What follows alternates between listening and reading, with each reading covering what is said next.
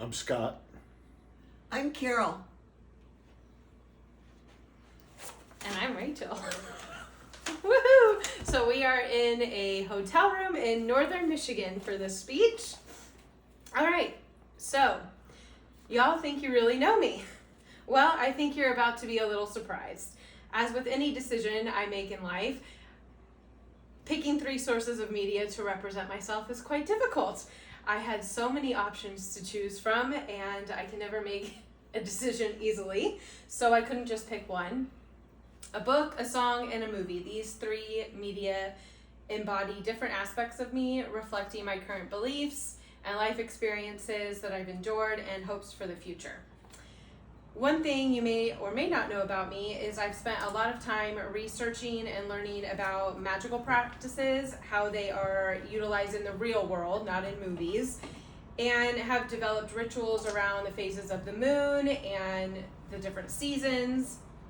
One media that helped me do this, and I believe perfectly represents my current spirituality, is a book called The Green Witch, A Complete Guide to Herbs, Flowers, Essential Oils, and More by Erin Murphy Hiscock. This book is filled with the history of nature rituals around the world based on the hearth throughout humanity and the season cycles. It provides how to heal ailments and to soothe the soul. It's important to understand that the word ritual doesn't mean something complicated or spooky. It really just means setting something aside with an intention to focus on it. And it's important to understand that the word magic is just combining and directing your focused energy on something to hopefully get a desired change or an effect. An example of this would be using moon phases to focus on different aspects of your life depending on what cycle the moon's in. A new moon, writing a list of things you're grateful for to kind of remind yourself every single month things that you're grateful for, a list of things that you want to focus on that month, and then having a little fire where you can kind of meditate on those things. You burn it, you see the smoke blowing, and it's kind of just a way to focus on it and repeating that every single month. Another example of this is prayer, setting aside time to, again, focus on one particular thing that you are hoping to get a desired effect or change out of. This book helped me to realize that even everyday rituals such as cooking or cleaning the house you can make as something that you can focus on your soul and whatever it is that's going on in your life.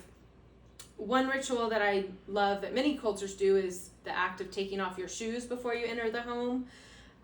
It's a way of keeping all the negativity from the outside world from coming into your sacred space, and also leaving your own worries at the door and not bringing them into your home. Recognizing each season as a way of learning some sort of unique lesson and how it represents the patterns of life, that there is light after dark, there's rebirth after death. Growing this type of spirituality based on nature and focusing on energy allowed me to survive the most difficult season so far of my life. The past 4 years of my life have been extremely difficult. Through the medicine of music, I've been able to persevere. A song in particular that has always been special to me, and I didn't realize how much more it would become special, is One Day You Will by Lady A, also known previously as Lady Antebellum.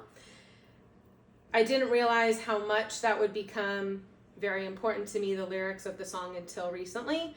The lyrics that I hold on to go like this. You walk outside and all you see is rain.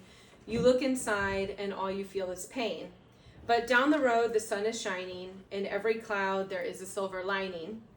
Just keep holding on. And every heartache makes you stronger, but it won't be much longer. You'll find love, you'll find peace, and the you that you're meant to be. I know right now that's not the way you feel, but one day you will.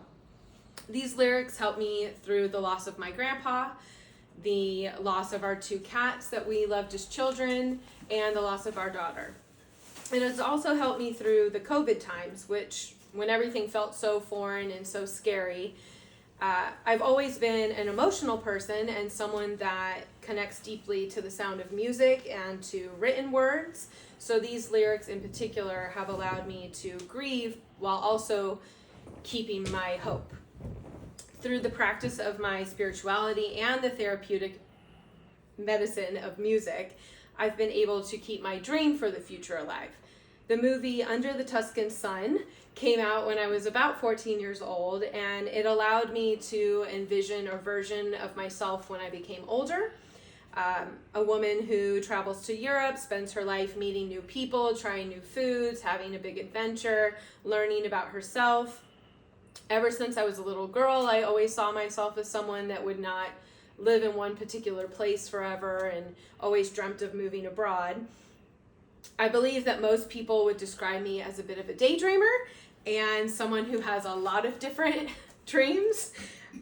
One thing that they all pretty much have in common is Europe. I'm also a lover of all things European, specifically Italian, so that's why I have focused so much on learning Italian dishes for 2 years. I listen to a lot of Italian music. Hopefully I will learn Italian. So what did we already know about me? I am quite scatterbrained. I have experienced loss and I love Europe, but hopefully some new things you learned about me is that I'm someone who tries to use nature-based spirituality to keep myself centered, calm my mind, heal my body, and someone who has used music to keep looking forward to the future no matter what. So